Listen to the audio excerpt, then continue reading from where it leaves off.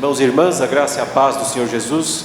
Eu quero agradecer a Deus e aos irmãos pela oportunidade de estar aqui nesta noite, nessa conferência. Obrigado ao Conselho da Igreja pelo convite, Reverendo Tiago. E nós vamos falar sobre o Apocalipse. Então vamos direto ao ponto, porque é assunto demais para tratar em pouco tempo, né? Meu objetivo nesses dias é tentar ajudar os irmãos a compreenderem o que há de mais importante, de mais central na mensagem do livro.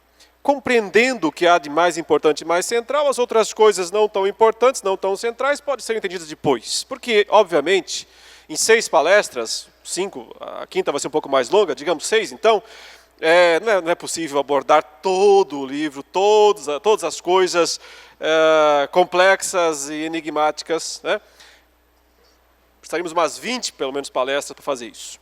Então nós vamos ter que concentrar, obviamente, mas tentaremos expor ao máximo possível. Então vamos abrir, primeiro capítulo, Apocalipse capítulo 1, e vamos ler os primeiros versículos, os versos 1 a 3. Assim diz a palavra de Deus. Revelação de Jesus Cristo, que Deus lhe deu para mostrar aos seus servos as coisas que em breve devem acontecer, e que ele, enviando por intermédio do seu anjo, notificou ao seu servo João, o qual atestou a palavra de Deus e o testemunho de Jesus Cristo, quanto a tudo o que viu. Bem-aventurados aqueles que leem e aqueles que ouvem as palavras da profecia e guardam as coisas nela escritas, pois o tempo está próximo. Nós vamos orar mais uma vez. Senhor, muito obrigado por esta noite, por este local de oração, de culto, onde o teu povo reúne-se em teu nome para o louvor da tua glória. Agora, Deus, que nós lemos a tua palavra, nós suplicamos, em nome de Jesus, que o poder, que a graça, que a iluminação do teu Espírito Santo estejam sobre as nossas vidas, nas nossas mentes, nos nossos corações, na nossa vontade, submetendo-nos à tua palavra em entendimento, em compreensão e em disposição de praticá-la, para a tua própria honra e tua própria glória. É o que nós te pedimos agora em nome do Senhor Jesus. Amém. O que há de mais importante, meus irmãos, mais central em toda a mensagem desse livro, para o que ele foi escrito? Se a gente for responder essa pergunta, obviamente que o Apocalipse cobre muitos assuntos. Fala sobre o futuro, fala sobre o passado, o presente. Mas o que há de mais central em toda esta mensagem? Então, após realmente fazer muitos estudos no livro, como o pastor Tiago falou, eu estou cada vez mais convencido de que o aspecto central do livro já aparece aqui nesses primeiros versos.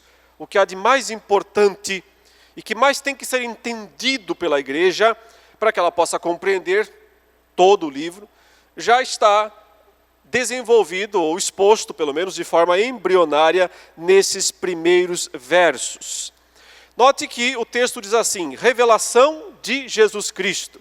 Aí está aquela palavra da língua grega, apocalipsis. Por isso, este livro recebeu este nome, né? Apocalipse. A palavra significa revelação. Tirar aquilo que encobre, remover o véu, remover o pano que encobre alguma coisa. Então, se você tem alguma coisa encoberta debaixo de um pano, e você chega ali e tira aquele pano, você fez um apocalipse. Porque você retirou a cobertura que ocultava um determinado objeto. O Apocalipse pretende ser exatamente isso. Uma revelação a respeito de Jesus Cristo. Note, revelação de Jesus Cristo. Então, o grande conteúdo do Apocalipse é a própria pessoa de Jesus Cristo.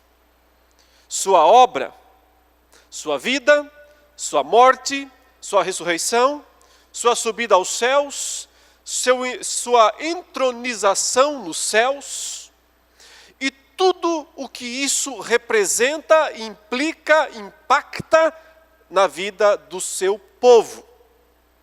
Porque o texto diz, revelação de Jesus Cristo, que Deus lhe deu para mostrar aos seus servos. Portanto, é uma revelação que Deus quer que chegue ao conhecimento do seu povo, dos seus servos. Porque eles precisam dessa revelação. Eles têm que entender isso daqui. Porque isso daqui fará toda a diferença na vida dos servos, na vida do povo de Deus. Note que ele diz que Deus lhe deu para mostrar aos seus servos as coisas que em breve devem acontecer. E aqui, na maioria das vezes, acontece já o primeiro equívoco quando as pessoas leem o Apocalipse. Porque ao ler essa frase, essa expressão, elas ficam imaginando que encontrarão na sequência do livro uma espécie de agenda do fim dos tempos, uma espécie de cronograma dos eventos finais, de maneira que, desvendando os enigmas do livro, será possível entender em detalhes o que vai acontecer no futuro. Mas não é isso que o texto está dizendo. Quando ele diz, as coisas que em breve devem acontecer, você tem que prestar atenção na palavra devem. As coisas que em breve precisam acontecer. É necessário que elas aconteçam. Porque ele está escrevendo esse texto que ele recebeu por revelação, o apóstolo João, para um grupo específico de igrejas. Igrejas que ficavam numa região específica do mundo, lá na Ásia Menor, onde hoje é a Turquia, uma parte, uma região da Turquia. Lá estavam cidades chamadas Éfeso, Esmirna, Pérgamo, Sardes, Tiatira, Filadélfia, Laodiceia, igrejas que ficavam nessas cidades. Como vocês, que são uma igreja aqui em Colatina, e como tantas outras igrejas espalhadas pelo Brasil. Este livro foi primordialmente escrito para aquelas pessoas. Então, é o em breve para elas, mais do que para nós. Algo que precisaria acontecer em breve para aquelas igrejas. E o que é esse algo que deveria acontecer logo, que o Senhor está dizendo que deve acontecer? Esse algo diz respeito ao conteúdo central do livro do Apocalipse. Conteúdo esse que não diz respeito apenas àquelas igrejas de quase 2000 anos atrás, que existiam naquelas cidades da Ásia Menor, mas também coisas que dizem respeito a nós. Porque aquilo que aquelas igrejas tinham que fazer é o mesmo que nós temos que fazer hoje. Esse livro, irmãos, foi escrito para que aquelas igrejas tomassem uma atitude, uma ação no mundo delas, na sociedade em que elas existiam. E esta mesma atitude, esta mesma ação é exigida de nós hoje no século 21. Por isso esse livro é tão importante, foi tão importante para aquelas igrejas, como continua sendo tão importante para nós. Mas que ação é essa? Que atitude é essa? Que eu estou dizendo é o próprio conteúdo central do livro inteiro. É o que já vem descrito para nós no versículo 2. Apenas concluindo a leitura do 1, ele disse as coisas que em breve devem acontecer e que ele, enviando por intermédio do seu anjo, esse anjo é aquele que ao longo do livro inteiro vai revelar parcialmente a visão a João, ele é o anjo mediador aqui desta revelação. Esse anjo notificou, trouxe a mensagem ao seu servo João. E então João é quem transmite escrevendo para as 7 igrejas, como ele vai mostrar na sequência. Mas note o verso 2. O qual, quem é esse o qual? É o João. João, o qual atestou. O que é um atestado? Atestou a palavra de Deus e o testemunho de Jesus Cristo, quanto a tudo o que viu. Você poderia traduzir essa frase de uma maneira mais direta, dizendo assim, que ele testemunhou, atestou, é uma declaração, é um testemunho, mas é um testemunho a respeito da palavra de Deus e do testemunho de Jesus.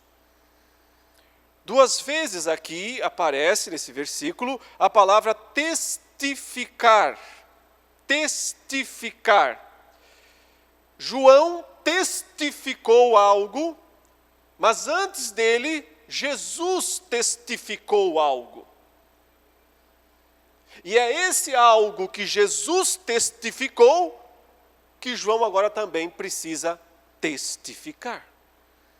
E só para que você compreenda um pouquinho mais o sentido dessa expressão testificar, a palavra grega, a palavra original, que está no Novo Testamento, é a palavra martírio. O termo martírio, originalmente, significa testemunho.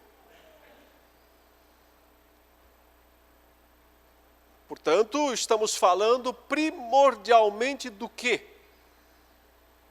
De algo que Jesus fez e que agora o seu povo tem que fazer por ele.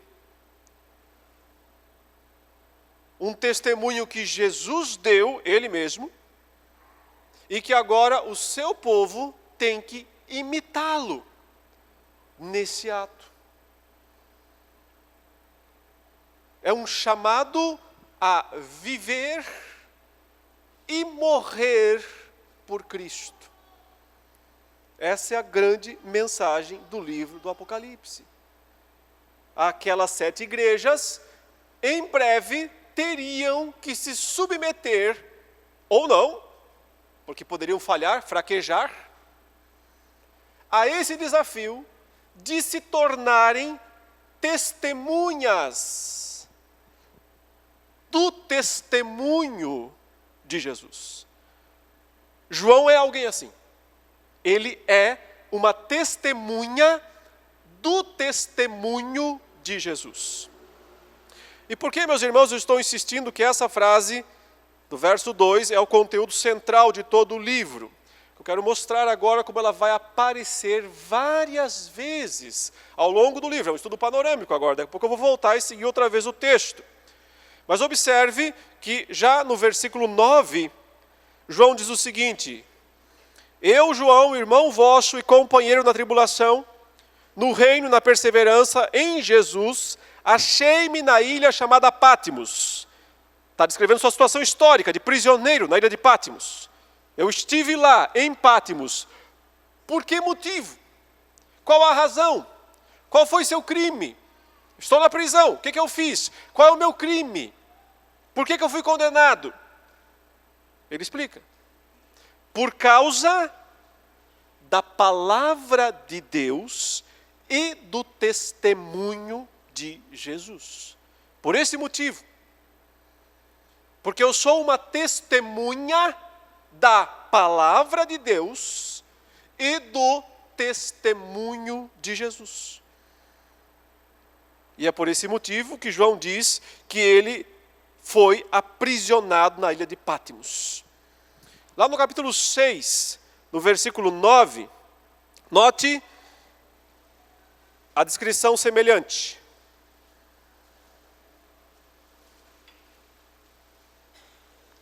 É a descrição daquelas almas que estão no 5º selo do livro que o Cordeiro abriu, estão debaixo do altar, e são as almas, o texto diz, vi debaixo do altar as almas daqueles que tinham sido mortos.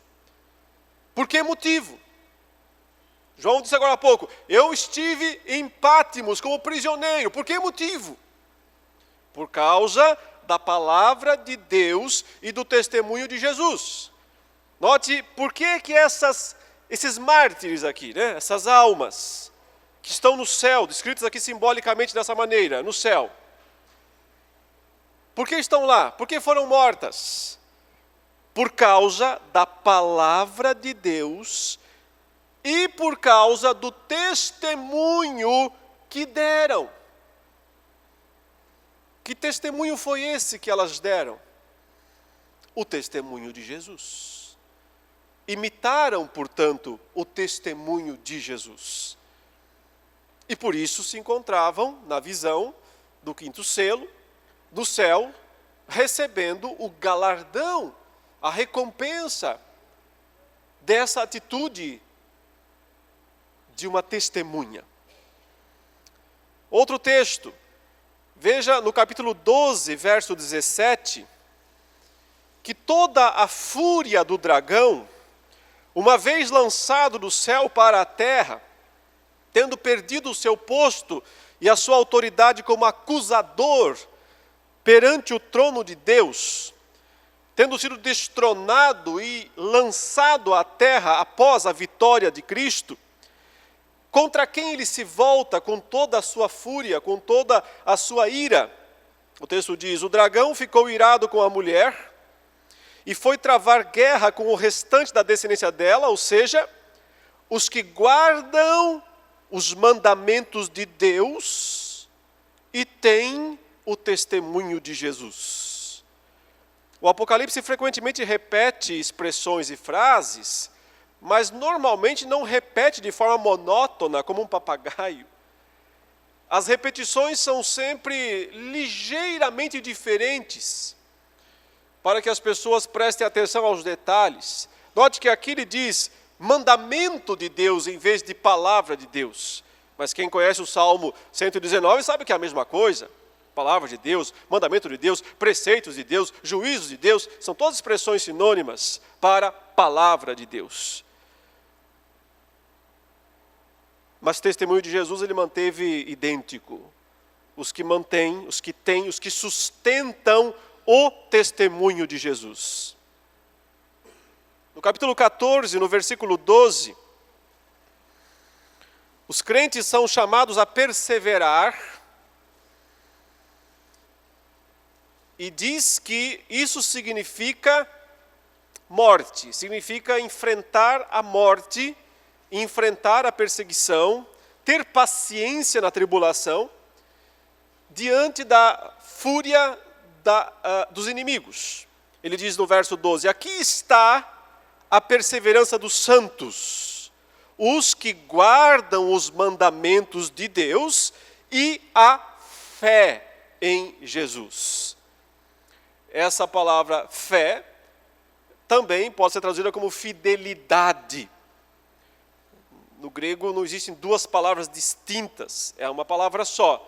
Então é o intérprete que tem que decidir em cada caso se aquela palavra significa fé como um ato de fé em si, ou fidelidade.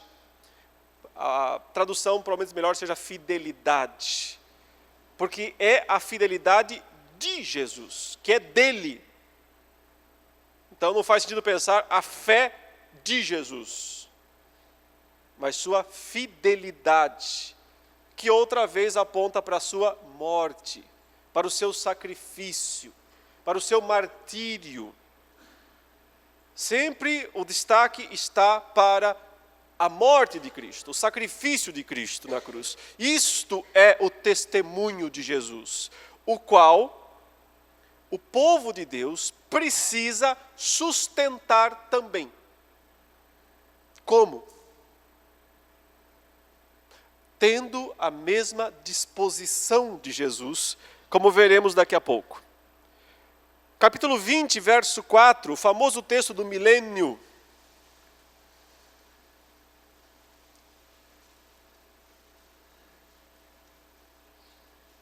que em geral os pregadores e intérpretes se perdem em inúmeras fantasias a respeito das correntes milenistas e perdem o que há de mais essencial. Porque, mais uma vez, as almas estão aí. Vi ainda as almas dos que foram decapitados, e o texto repete ipsis literis, por terem dado testemunho de Jesus. Por causa do testemunho de Jesus, bem como por causa da palavra de Deus. Veja quantas vezes ele já repetiu essas mesmas duas frases, mesmas duas expressões, vez ou outra ligeiramente diferentes, né? Mas sempre apontando para a mesma coisa: a palavra de Deus, o testemunho de Jesus. A palavra de Deus, o testemunho de Jesus. Mas há um texto interessante, que está bem no meio do livro, deixei ele por último, porque esse texto, ele resume, ele condensa, de certa maneira, esse assunto, lá no capítulo 12,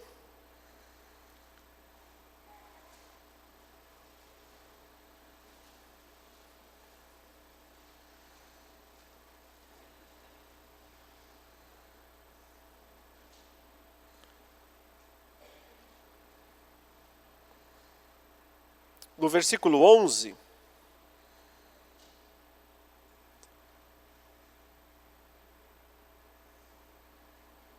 note que o verso está relatando o modo como o povo de Deus compartilha da vitória de Cristo nos céus. Porque o capítulo 12 todo está mostrando a subida vitoriosa de Cristo aos céus, após a sua morte, ressurreição e ascensão. Nós vamos estudar isso amanhã. E como resultado dessa subida de Cristo aos céus, o dragão foi expulso. Ele perde seu lugar, seu posto, sua autoridade, o direito de acusar. E então o povo de Cristo se vê compartilhando da vitória de Cristo. E por isso ele diz no verso 11, eles é o povo de Deus, eles pois o venceram quem? O dragão, por causa do sangue do Cordeiro. Então, qual é o fator primordial, qual é o fator primário da vitória do povo de Deus? É sangue alheio, não é o seu sangue, é o sangue de outro, o sangue de Cristo, aquele que derramou o sangue dele por você. Eles o venceram por causa do sangue dele, do sangue do Cordeiro, mas não só por isso. Ele acrescenta um detalhe a mais. E por causa da palavra do testemunho. Veja que, em geral, ele usa as duas expressões longas. Palavra de Deus, testemunho de Jesus. O que ele fez aqui? Ele mesclou as duas expressões numa só. Palavra do testemunho. Que nada mais é do que, como o texto diz, estar disposto a morrer por Cristo. É o que também está na sequência. Venceram por causa da palavra do testemunho que deram, e mesmo em face da morte, não amaram a própria vida. O que significa isso? Quando estavam enfrentando a morte, eles não amaram a própria vida. O que quer dizer? Se entregaram. Voluntariamente aceitaram o desafio do martírio por Cristo. Apocalipse é tudo a respeito disso. Esse é o assunto central. Esse é o grande chamado do livro. O chamado para que o povo de Deus se disponha a viver como testemunhas de Jesus perante o mundo. Não importa o preço que tenha que ser pago. Não importa que privilégios tenha que perder. Ainda que seja a própria vida. Porque esta atitude, se revelará vitoriosa, absolutamente vitoriosa, porque compartilhará da própria vitória de Cristo, a recompensa do próprio Cristo. Tanto será eficiente em termos de testemunho perante o mundo, quanto será recompensadora em termos de galardão nos céus. Voltemos ao capítulo 1, meus irmãos.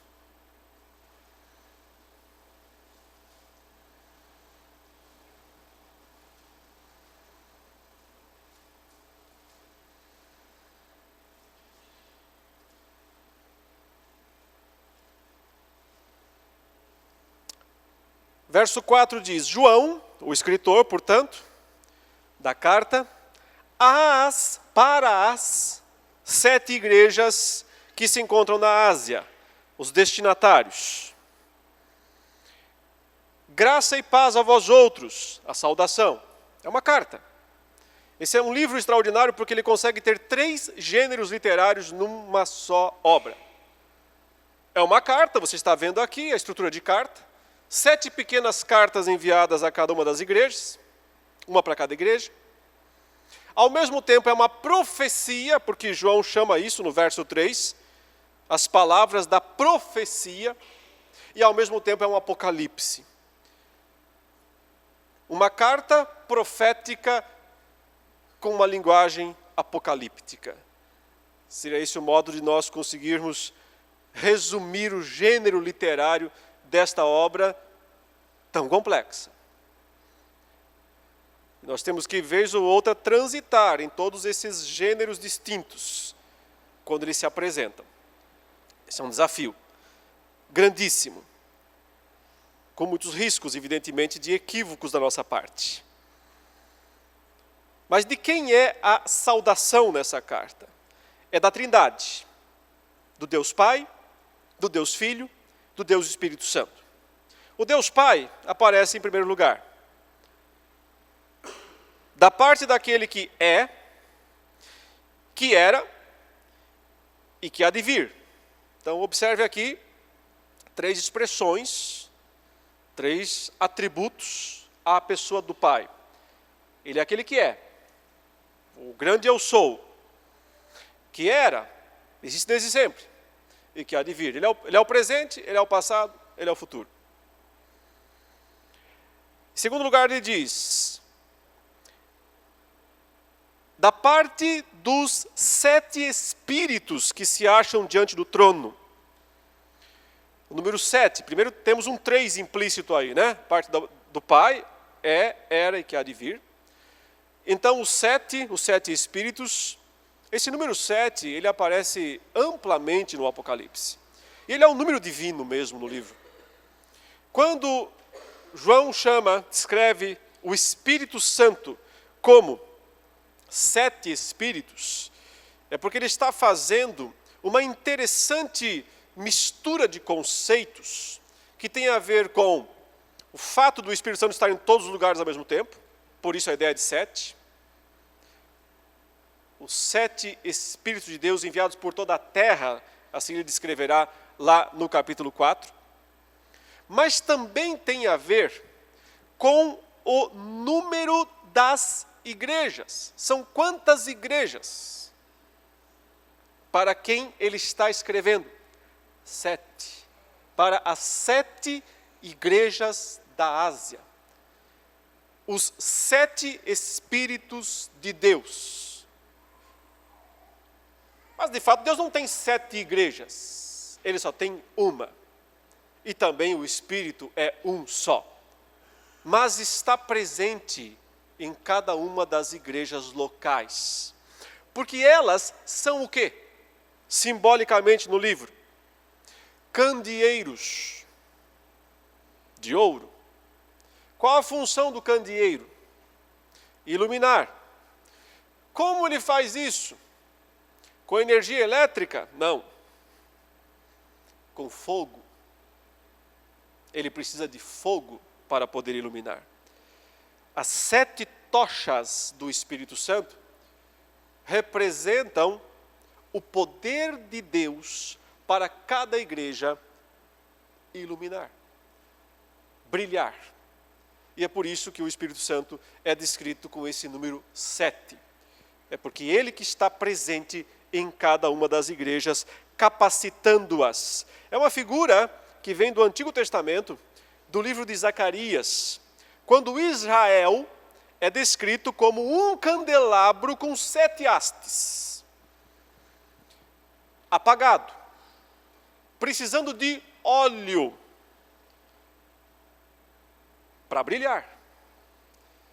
E Deus diz, não por força, não por violência, mas pelo meu Espírito. É assim que funciona, é assim que a obra avança, é assim que dá resultado. Não é pelo poder humano, pela força humana, pela imposição humana, é pelo meu Espírito. Então o óleo alimenta o candelabro e as 7 tochas brilham. Mas Israel é um candelabro com 7 hastes. A igreja não é um candelabro, são 7 candeeiros, porque eles estão em todo o mundo, não apenas num lugar, porque as igrejas estão em todo o mundo, e não apenas num país ou numa nação. Então tem a relação com a questão nacional do Antigo Testamento versus a questão internacional do Novo Testamento. Embora isso seja um assunto que necessitaria de mais explicações, mas eu preciso seguir adiante. Finalmente, ele diz no verso 3, e da parte de Jesus Cristo. E Jesus Cristo é descrito com quantos atributos? 3, assim como o Pai. O Pai é, o que era e o que há de vir. O Filho. O Filho é a fiel testemunha. Esse é seu primeiro grande atributo. A testemunha fiel. Por isso ele falou depois, aqueles que mantêm a fidelidade de Cristo. Porque ele é primordialmente a testemunha fiel. Por que testemunha fiel? Qual é o termo grego aqui? Mártir. O mártir fiel. Aquele que morreu de maneira fiel. Que cumpriu a sua missão. Que não fugiu da luta, né, da morte. Por isso, esse é o seu primeiro grande atributo. A testemunha fiel. E a igreja está sendo chamada a ser o quê? Uma testemunha do testemunho de Jesus. Logo, a mesma coisa. Só que quando um crente morre, nesse sentido, ele não morre por si mesmo. Ele morre por Cristo. E é nisso que está o grande X da questão. É nesse ponto que está o grande fator distintivo e meritório do Apocalipse. Qual é o segundo atributo de Cristo? O primogênito dos mortos. E o que isso significa? O primeiro a fazer o quê? Ressuscitar. Primogênito dos mortos. O primeiro a ressuscitar. Mas não aconteceram outras ressurreições antes de Jesus? Ele é mesmo o primeiro. Por exemplo, Lázaro não ressuscitou antes dele? Não foi o próprio Jesus que ressuscitou Lázaro? Como Jesus pode ser o primeiro a ressuscitar se outros ressuscitaram antes dele? Simples. Porque ele é o primeiro a ressuscitar para nunca mais morrer. Todos aqueles que ressuscitaram antes voltaram a morrer. Mas a ressurreição de Cristo inaugura a nova era divina para o mundo, a era da ressurreição. Cristo ressuscita com um corpo glorioso para jamais sucumbir outra vez ao poder da morte. Então ele é aquele que morreu fielmente. Ele é aquele que ressuscitou de maneira gloriosa e inaugural. E note, se ele é o primogênito dos mortos, o que quer dizer? É que vem mais gente por aí. É que tem mais irmãos por aí. Irmãos mais novos. Ele é o mais velho. No campo da ressurreição, ele é o mais velho. Mas está sendo evocada a ideia de que os mais novos virão depois. Porque a ideia é, você morre com Cristo, você ressuscita com Ele. Você receberá o mesmo galardão dele, a mesma vitória dele sobre a morte. É um chamado para imitar a Jesus, na morte e na vida, na vitória sobre a morte. Mas tem um terceiro atributo aqui, uma terceira descrição, que expande esse sentido. Quem é Jesus? O soberano dos reis da terra. O soberano dos reis da terra. E aqui eu vou precisar fazer uma pequena correção dos cânticos que nós cantamos. Muito bonito, que nós sempre cantamos, que ele reinará. Não. Ele já reina. O seu reino já começou. Nós cantamos assim, todo joelho se dobrará. A gente joga isso para o futuro, né? Toda língua confessará. E é verdade, sim. Mas não só no futuro. Isso já é realidade agora, no presente. Esses cânticos foram feitos a partir de Filipenses 2. Que descreve a descida de Cristo, né? Do alto céus até o mais fundo do abismo, a morte de cruz, a humilhação de Cristo, até lá no Hades. Pelo que Deus o exaltou. E lhe deu o nome que está, não que estará, que está acima de todo nome. Para que ao nome de Jesus se dobre, não se dobrará, se dobre todo joelho. E toda língua não confessará, confesse, é agora, que Jesus Cristo é o Senhor. Ele é exatamente agora o soberano dos reis da terra. Porque significa que ele, após ter descido ao túmulo, ele foi à cruz, da cruz ao túmulo, do túmulo para a terra, ressuscitado, primogênito dos mortos, e da terra para onde? Para o mais altos céus, à destra da majestade nas alturas. Acima de todo nome, acima de todo principado, de todo poder, de todo domínio. Isso não é coisa do futuro, isso é coisa de agora.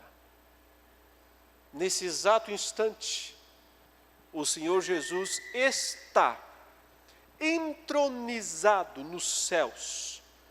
Ele é agora o Rei dos Reis, o Senhor dos Senhores.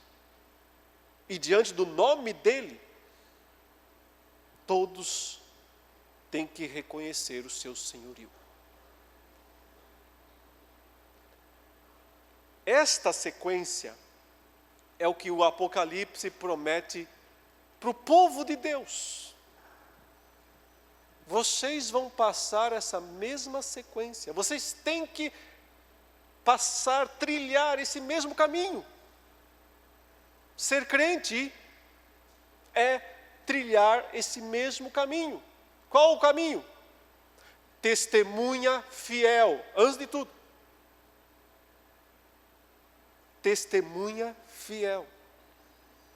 se você for fiel até a morte, o que eu vou te dar? A coroa da vida. Se você é testemunha fiel, você será o irmãozinho mais novo de Jesus na ressurreição. Ele continua sendo primogênito, mas você também participa da ressurreição dos mortos e participa do governo dele, da soberania dele, do reino dele. Reis e sacerdotes. É isso que nós somos chamados para ser hoje. Não lá no futuro distante. Isso é para já. Eu sei que é uma realidade paradoxal. É mesmo. Porque isso aqui está sendo escrito por uma igreja oprimida, que está debaixo do jugo de um poder aparentemente invencível, que é o poder do Império Romano. Mas o Apocalipse quer revelar algo que os olhos humanos não podem ver. Qual é de fato a verdadeira realidade e o verdadeiro status do povo de Deus? Então, o versículo 5, meus irmãos, é o ciclo do Apocalipse. É isso que nós somos chamados para fazer, participar, sermos testemunhas do testemunho fiel de Jesus. A recompensa será a ressurreição e o governo. A ressurreição e o domínio sobre todas as coisas.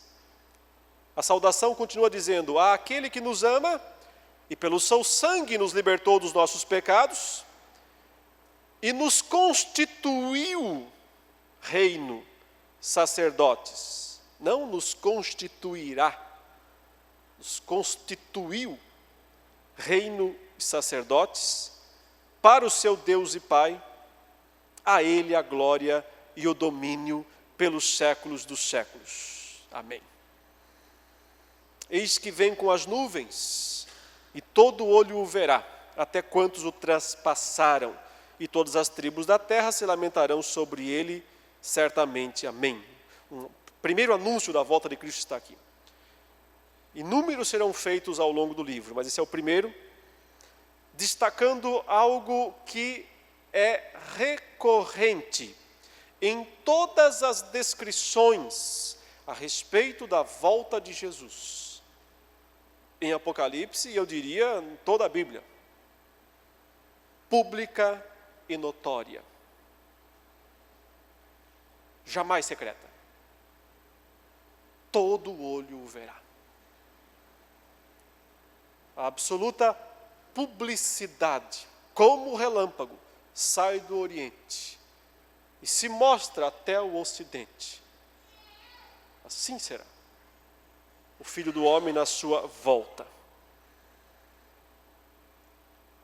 Ele conclui ainda essa saudação dizendo: "Eu sou o Alfa e o Ômega, diz o Senhor Deus, aquele que é, que era e que há de vir, o Todo-Poderoso."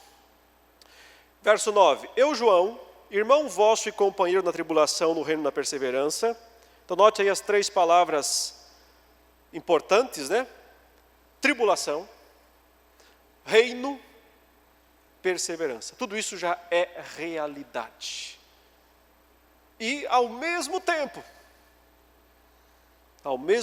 que experimentamos a realidade do reino que já está implantado, porque Jesus reina agora,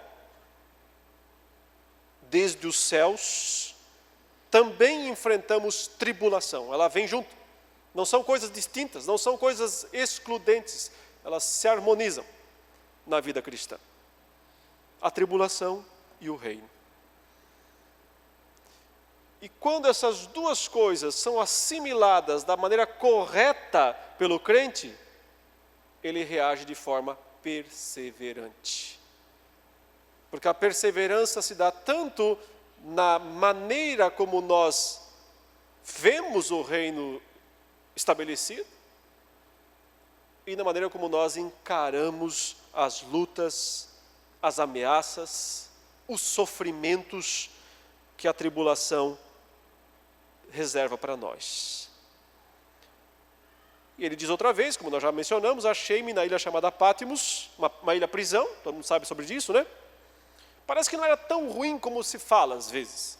Estudos mais recentes têm mostrado que Patmos era uma ilha que tinha até um certo conforto, não era tão ruim assim não como se descreve às vezes.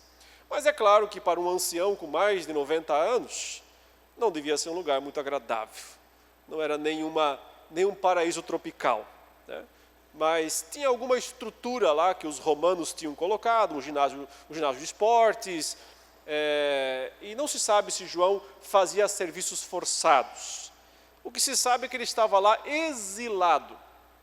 Talvez Roma nem soubesse de fato quem ele era.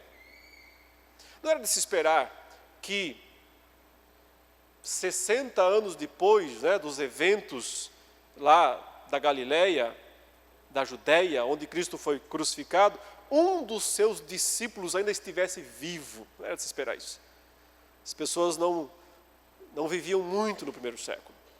E João já estava perto dos 100 anos de idade. É possível que eles nem soubessem quem ele era. Mas o aprisionaram por alguma razão, que é clara, porque ele era um pregador que dava testemunho de Jesus. E que não negou a Jesus. E por isso se tornou um prisioneiro na ilha de Patmos. Por isso ele fala que esse foi o motivo, por causa da palavra de Deus e do testemunho de Jesus. Achei-me, e aí ele começa a narrar os eventos. Achei-me em espírito, no dia do Senhor. Essa expressão dia do Senhor, aqui já na literatura do final do primeiro século, é domingo. É o termo técnico para domingo. Ele se achou em espírito num domingo na ilha chamada Patmos. A visão foi dada, portanto, no dia da ressurreição. Por isso que eles chamavam esse dia de o dia do Senhor.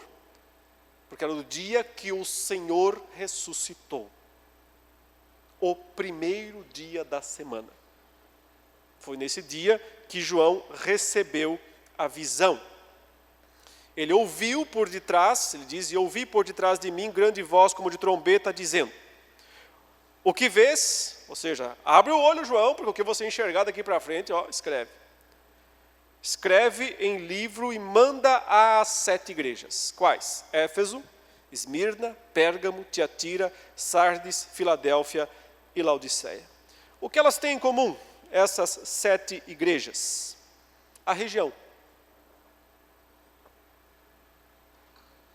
Elas ficam na região mais próspera, provavelmente a mais próspera de todo o Império Romano. Uma região altamente desenvolvida em termos de comércio, serviço, especialmente da área de roupas.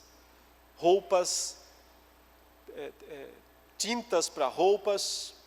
Uma região altamente desenvolvida, tem um porto, Éfeso, e ela é a capital de toda essa região, chamada Ásia Menor. Era uma cidade grande para os padrões da época, uma metrópole, mais de 300 mil habitantes. Hoje já é uma cidade considerável. Naqueles dias, isso era quase uma São Paulo, muito grande, proporcionalmente falando. Nessa cidade, desde o começo, o cristianismo viu nessa cidade um local estratégico.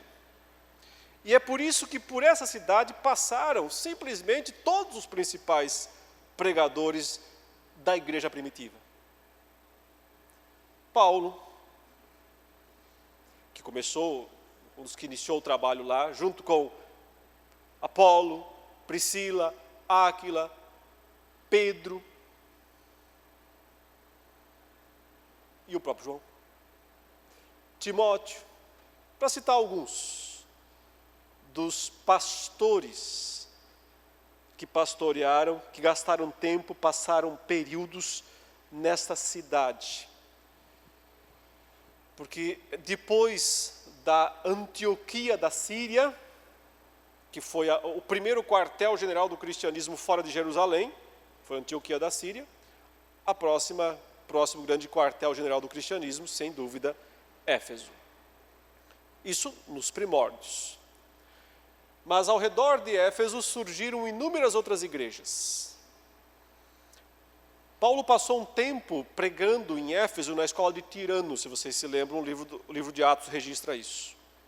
E o texto diz que, por esse período de 1 ano e pouco que ele esteve lá, ele deu oportunidade para que todas as pessoas, interessadas de toda a província da Ásia viessem ouvir a sua pregação. Aconteceu muita situação das pessoas virem até Éfeso, ouvir Paulo e voltar e começar uma igreja local. Um exemplo, Colossos. Um homem chamado Epáfras foi evangelizado por Paulo em Éfeso, voltou para Colossos e plantou uma igreja lá. Colossos ficava do ladinho de uma das igrejas aqui, Laodiceia. Eram cidades vizinhas. Inclusive, quando Paulo escreveu a carta aos Colossenses, ele disse: e também estou mandando uma para Laodiceia.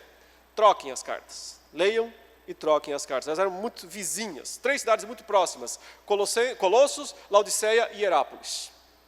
Por que não aparecem aqui nem Colossos, nem Hierápolis? Porque nesse caso dariam 9 igrejas, e era para ser 7. Ele escolheu 7 igrejas daquela região para encaminhar o Apocalipse para elas. O número 7 aqui é mais uma vez o destaque. E também porque, obviamente, ele conhecia a situação de cada uma das igrejas e quis dar um recado particular para cada uma delas. Esse recado é o que nós temos que entender muito bem. Que recado foi esse?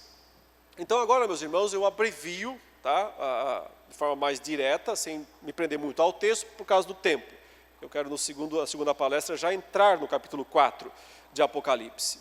Basicamente, aquelas igrejas estavam fracassando no seu testemunho.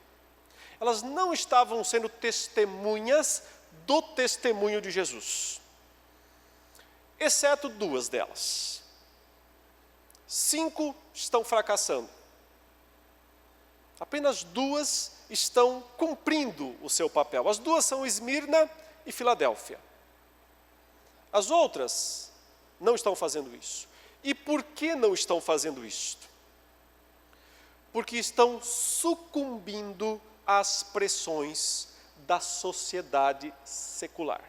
Estão sucumbindo às pressões do governo romano. As 7 cidades, como eu já disse, ficavam na região mais nobre, mais rica de todo o Império Romano. Roma cuidava muito daquela região, porque era um celeiro para Roma, de comércio, abastecimento de produtos. Mas tudo dependia de Roma. Se Roma não desse a bênção, ninguém fazia nada. Ninguém produzia nada, porque era o poder central, absoluto, na pessoa do César, na pessoa do imperador. Para poder desfrutar dos benefícios de Roma, aquelas cidades, normalmente, ofereciam, além de impostos, tributos ao imperador, a Roma, também ofereciam homenagens, que em alguns períodos da história eram homenagens bem simples, que qualquer um poderia dar. Como a gente é chamado a respeitar o presidente, respeitar o prefeito, respeitar o governador, respeitar as autoridades. Os cristãos nunca tiveram um problema com isso, não deviam ter. Porque a Bíblia claramente diz que nós devemos respeitar as autoridades, dar a honra a quem deve receber, Mas há um limite. Qual é o limite? Que se torna idolatria. O limite está aí. Quando o governante se torna um ídolo. No caso, no período do final do primeiro século, por volta do ano 95, que é quando João deve ter escrito o livro, a situação estava muito difícil na Ásia Menor, muito difícil. Porque em quase todas as cidades havia uma pressão muito grande para que os cidadãos adorassem o imperador romano como Deus. E isso não era só da boca para fora, isso era uma instituição. Templos foram construídos nas cidades. Quando você lê, por exemplo, na carta à igreja de Pérgamo, João diz, onde está o trono de Satanás? Onde está a casa de Satanás? Não é porque Satanás morava ali, tinha uma casinha, alguma coisa lá em Pérgamo. É porque ali havia um templo consagrado ao imperador, considerado o principal de todo o mundo, fora de Roma. Considerado o mais importante templo em honra ao imperador fora da cidade de Roma. Estava em Pérgamo. E o segundo mais importante estava onde? Em Éfeso. O principal culto de Pérgamo não era a Júpiter, não era aos outros deuses romanos, mas era, greco-romanos, mas era ao imperador. E o segundo culto mais importante de Éfeso, porque o primeiro todo mundo sabe qual é, Diana, né? Culto a Diana, grande a Diana dos Efésios, um dos templos, 7 maravilhas do mundo, estava lá em Éfeso. Era o primeiro culto. Mas o segundo mais importante de Éfeso, ao imperador romano. Agora é o seguinte, você é um cristão lá em Roma, não, lá em Éfeso, lá em Pérgamo. Agora você é um cristão de segunda geração, ou de terceira. Ou seja, você nunca viu Paulo pessoalmente, nem Pedro, talvez nem João. Foi seu pai que viu, foi sua mãe que viu. Eles se converteram com a pregação. Você não, você já está uns 20 anos para frente disso. Então, sabe, o evangelho não está mais tão vivo assim na sua vida, como esteve na vida dos seus pais. E você, diferente deles também, tem uma vida confortável. Eles não. Eles sofreram, eles perderam tudo. Eles lutaram para ter, mas você não. Você já tem uma vida um pouco mais confortável, a empresa está indo bem. O negócio de tinturaria está dando lucro. Você já tem uma empresinha, suas confecções já estão sendo distribuídas por várias cidades do Império Romano.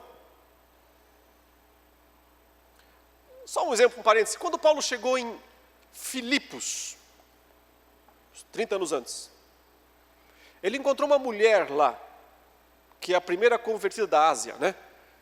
Na verdade, da Europa, mas ela é da Ásia. A primeira pessoa a se converter na Europa, mas é da Ásia ainda. Lídia. O que Lídia fazia? Qual era a profissão de Lídia? Vendedora de púrpura. De que cidade? Tiatira. Ou seja, quase 40 anos antes do Apocalipse escrito, as cidades da Ásia Menor já exportavam vendedores de produtos para lugares tão longe quanto Filipos. Ao ponto de Paulo chegar lá e encontrar essa mulher que estava ali como uma representante comercial.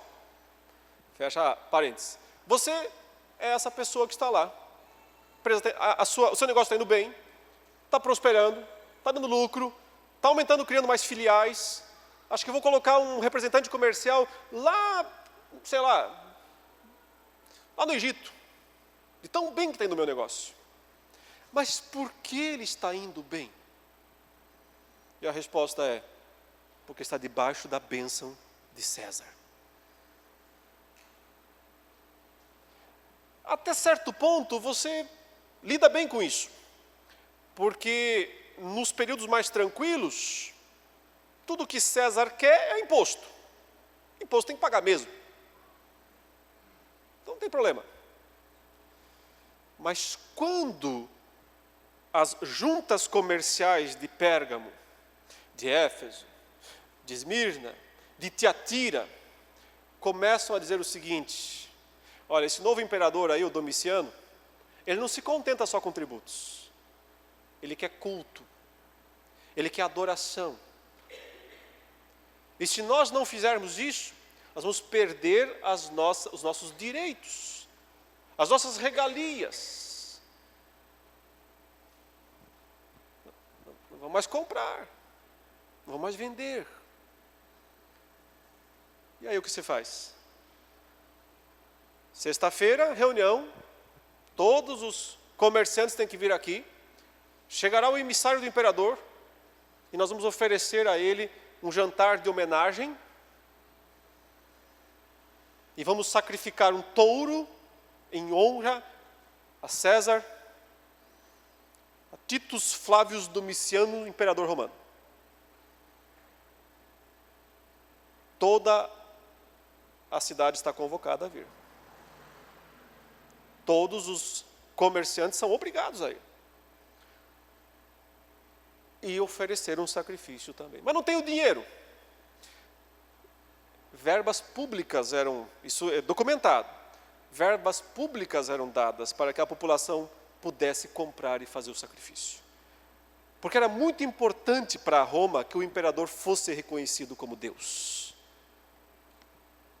E aí estão os cristãos no meio desta situação. Se eles adoram, eles estão traindo Cristo. Se eles não adoram, eles estão traindo César. E vão perder os benefícios. E aí, o que fazer? Um grupinho deu a solução. Eles são chamados de Nicolaítas. E você já ouviu esse nome.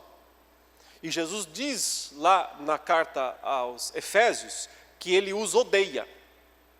Eu odeio as obras dos Nicolaítas. Um segundo grupinho é mencionado, seguidores de Balaão. É uma ilustração, claramente o Balaão não estava ali, é do passado de Israel, mas que imitavam a prática de Balaão. E um outro grupinho lá em Tiatira, especialmente, seguidores de Jezabel. Também um nome fictício, porque é um exemplo do passado que está sendo trazido para o presente. O que todos têm em comum, o que nicolaítas, baalamitas, jezabelinos têm todos em comum. João diz: cometem idolatria, praticam prostituição, fazem tudo o que o imperador quer. Esses grupos não são grupos do mundo, eles são de dentro das igrejas. São pessoas que se levantaram e disseram assim: peraí, né? Você está pegando pesado, morrer? Você está querendo que eu seja morto por causa da minha fé? Para que isso? Não precisa disso não, eu creio em Jesus para ser próspero. Eu aceitei o evangelho para ficar rico, saúde, prosperidade, bem-estar. Como assim? Virar mártir. Tenho vocação para mártir, não. Vamos fazer um meio termo.